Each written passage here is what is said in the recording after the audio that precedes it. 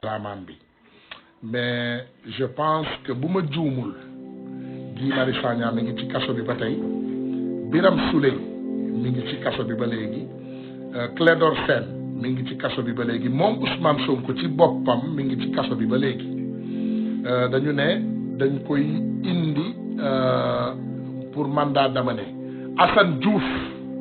mi ngi aussi ci kaso bi ba léegi il faut que sénégalais yi ñu yeewu il ne faut pas que ñu def erreur yi nga xam ne moom la ñu doon def dans le passé erreur yi ñu daan def dans le passé mooy dañuy ne tëll rek ñu ne damm na mooy li may wax nii mooy par exemple Ousmane Sonko lii rek ñëpp fàtte li nga xam ne mooy butu combat bi ñu dem tëddi suñu kër yi nelaw ne continuer naan suñu ataaya déedéet le combat c'est de faire quitter Macky Sall du Sénégal combat bi du bàyyi Ousmane Sonko du bàyyi diw du bàyyi diw di bàyyi diw parce que bu ñu bàyyee Ousmane Sonko ñu seddal dinaa leen wax dara Macky Sall il a déglu leen les informations sûres que j'ai reçues waa Turquie ñu ngi yónnee Macky Sall ay gaz lacrymogène parce que dañoo jeex maanaam seen supply bi ñu yoroon dafa jeex maanaam Macky Sall li mu yoroon pour xeex dafa jeex kaaraange bi dafa jeex donc fi mu toll nii dafa woo waa Turquie pour ñu yónnee ko ay conteneur grenade lacrymogène il faut faire attention boo leen bàyyee Macky dafa nekk di gànnaayuwaat dafa nekk di parewaat Ousmane Sonko buñ ko doon bàyyi sax duñu tëj kaa bi dañ koy bàyyi rek pour ñoom wala bàyyi ko pour quelque temps feexaat après ñu ne justice a ko jàpp mais Ousmane Sonko du bokk ci ay élection daray Ousmane Sonko dootul jaarati yoon il faut que sénégalais yi xam ne nañu continuer xeex bi bu ñu wàññi de bu leen bàyyi de ala accu fi mu toll nii même bu bàyyee Ousmane Sonko c'est parce que dañ ko jekku parce que ñoom li ñu wutoon ci ay ngannaay ak ay kaaraange dafa jeex li ñu wutoon ci ay lacrymogène ay grenade lacrymogène ak ngannaay yi ñu soxla pour xeex ak doomu aadama yi dafa jeex donc ils sont dans des problèmes fi mu toll nii dañu am ay jafe-jafe parce que seen supply bi dafa jeex bu ñu delloo ginnaaw dafay armé waat te bi yoon bu defaroo bu ñu ñëwaatee di xeex ak Macky Sall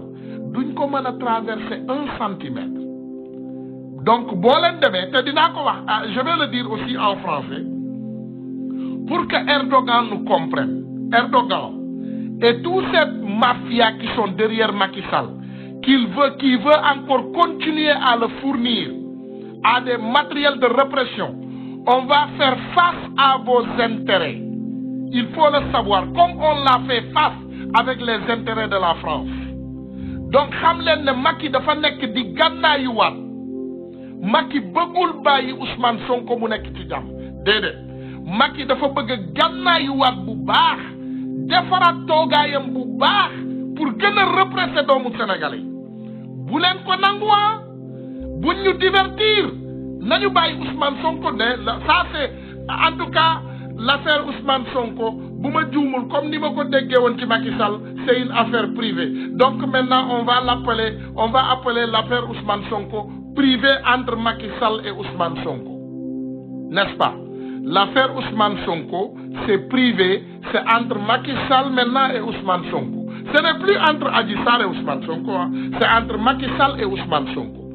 maintenant Macky n'a qu'à décider de laisser Ousmane Sonko rentrer chez lui c'est ce qui est normal c'est un citoyen sénégalais mais les Sénégalais bu leen dellu ginnaaw Macky mi ngi gànnaayu te bii yoon si il vient contre nous il va nous faire très mal il faut Sénégalais yi ngeen bàyyi loolu xel Macky bu ñu jekkoo xam nga nit ku lay yàq boo ko jekkoo bul ko baal doomu aadama boo jekkoo doomu yaram bul ko baal ne le pardonne pas Ousmane Sonko est toujours à la section des recherches parce que nee nañu objet wu mandat d'amener la dañ ko bindal benn mandat d'amener juge bi dafa ragal bu ko bàyyee mu ñibbi këram buñ ko neetee suba mu ñëw wuyu ci 5 millions de Sénégalais génn ci mbedd mi ànd ak moom dem wuyu ji donc ñu ne dañ koy garder garde à vue ba suba moom yëkkati nañu garde à vue bi mais comme dafa am mandat d'amener mooy warrant dañ koy jël dem jébbal ko juge bi suba mais li ma njott mooy bu demee comme ñoom ragal nañu fi mu toll nii dinañu jéem a xool nu ñuy fexee ba bàyyi ko mu dem ñibbi këram pour ñu noppi mais bu leen arrêté tous les combattants ce combat c'est le départ de Macky Sall que nous exigeons.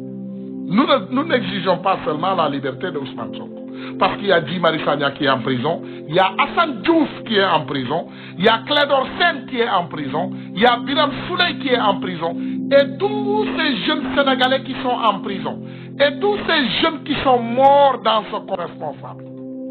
Ak intimidation yi nag xam nañu ko pour ngeen bàyyi ko xel citoyens yi ngeen nekk di intimider on est au courant. On est au courant de vos intimidations. Des citoyens libres, yo xamne dañuy joindre combat bi. On est au courant de l'intimidation. Arrêtez. Continuez d'intimider les gens et vous allez voir les conséquences de vos intimidations. Les Sénégalais vont faire face. On veut le départ de Macky Sall. Guy Marius Sagna est en prison. Guy Marius Sagna dafa xéxal Sénégal. Defal Sénégal lu ne jox bakkanam Sénégal. ñu jël ko tëj ko ci biir kaso bi di ko humilier di ko torturer kii di Clédor Sène mi ngi ci biir kaso bi Tchad de Y'en a marre on l'a tabassé l'autre jour gaañ ko kii di Pape Gadiaga bu Y'en a marre il est toujours en prison il y a des personnes qui sont en prison ça ne se limite pas à la personne de Ousmane Sonko il y a Khalifa Sall qui ne peut plus être candidat présidentiel au Sénégal il y a Karim Wade qui ne peut plus revenir au Sénégal. Il faut savoir que le mal est profond avec Macky Sall et on doit se débarrasser de lui pour doomu aadama yi yëg loolu li ngeen xam ne loolu ngeen namm ci ñun incha allahu rabbi dinañ leen ci jox ba mu doy sëkk fi ngeen ñu woo dinañ leen fa wuyu si le terrain que vous nous avez invité nous viendrons répondre waaye dafa mel ni Macky bukkat comme niñ koy waxee yaa ngi bëgg a dellu ginnaaw de Macky bul dellu ginnaaw amal fit Macky amal fit bul dellu ginnaaw Macky amal fit Macky amal fit bul dellu ginnaaw ñun yow la ñu bëgg ñu on a seulement besoin de toi ñun soxlawuñu Ousmane Sonko fi mu ne soxlawuñu beneen doomu aadama ki ñu bëgg a defal face mooy Macky Sall bul dellu ginnaaw bul dellu ginnaaw bul dellu ginnaaw les petits menaces de sankalañ que je reçois là damay jékki-jékki rek gis benn nit bu tux yàmbaam ba mandi toog Ousmane Tounkara na ma fekki fii wala na ma fekki fële tux leen seen yàmbaa te toog foofu parce que man xam ngeen ne ku dajeeg man di nga puub sa tubéy bi ba mu fees nga daw moi je ne suis pas un poltron war ngeen xam loolu am a true man seeni menace sankalañ yooyu jël leen ko ngeen denc ko man amul kenn koo xam ne ci yéen ñeme naa jàkkaarloo ma ak man face à face j'ai pas de problème je ne suis pas man duma nuñ ko nit ñi di waxee je ne suis pas victime je ne veux pas que le Sénégalais me prend comme victime duma victime man góor yàlla la je ne suis pas victime je suis dans cette vie pour mourir et on vit pour mourir dund benn yoon lañ koy def dee benn yoon lañ koy def mais comme ay tuxkatu yamba moom ku sa yaram tàng rek nga yaakaar ne da nga war a taal Facebook nga ne yow da ngay menacer Ousmane Tounkara bàyyi leen yamba ji pour seen xel yi dellu si moo gën ci yéen parce que yamba nag day dofloo yamba ñi ko yàgg tux yëpp dof nañ donc bàyyi leen yamba ji ngeen indiwaat seen xel parce que xam nga ne toog ci télé yomb na wala nga toog ci réseaux sociaux wala toog ci sa biir néeg nga ne yow da ngay menacer koo xam ne ñeme woo dajeeg moom xam nga yooyu yëfu dof la loolu waxu daanu saret bàyyi leen yamba nag day dofloo voilà li am importance ñu koy wax mooy sénégalais yi continuer leen suñu combat bii nga xam ne moom la ñu am te ñu njatt Macky Sall te suñu tànk nekk ci baatam te ñu koy waaj a rey bu ñu dellu ginnaaw ne reculons pas les sénégalais ala accu bu kenn dellu ginnaaw dañu nekk ci benn combat te objectifu combat boobu c'est le départ de Macky Sall amul neexal amul wax amul waxaale am na loo xam ne mën naa nekk comme ni ma leen ko waxee suba bu Ousmane Sonko demee justice ñu jéem koo libérer mën nañu loolu ndax dañoo ragal fi mu ne xam nga ay biir yu daw lañu yor ay bokkat lañu ay tapet c'est des poltrons ay ngandi tapet lañu duñu ay góor mais nag Macky Sall boo bàyyee Ousmane Sonko suba nga bàyyi ko mu ñibbi këram parce que da ngaa ragal ma xam ne yow ndeysaan ndekete li ngay woote nekkul ci yow bul dellu ginnaaw bul dellu ginnaaw bu kenn dellu ginnaaw bu kenn dellu ginnaaw kenn nag bu ñu dellu ginnaaw suba marche bi nga xam ne moom la ñu programmé c'est toujours en marche dafa programmé wu li nga xam ne aussi moom mooy assaut bi nga xam ne xale yi terreur bi ñu war a wàccee ci kaw Dakar c'est toujours en marche bu kenn dellu ginnaaw et encore une fois